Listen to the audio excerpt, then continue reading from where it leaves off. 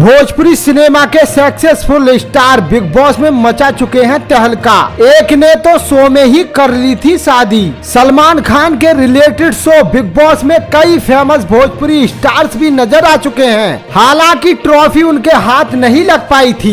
भोजपुरी अभिनेता और नेता रवि किशन बिग बॉस 1 का हिस्सा रह चुके हैं। उन्होंने बहुत अच्छा गेम खेला था और वह फर्स्ट रहे थे। भोजपुरी सिनेमा में राज करने वाले निरहुआ उर्फ दिनेश लाल यादव बिग बॉस 6 में नजर आए थे। निरहुआ ने इससे खूब लाइमलाइट बटोरी थी।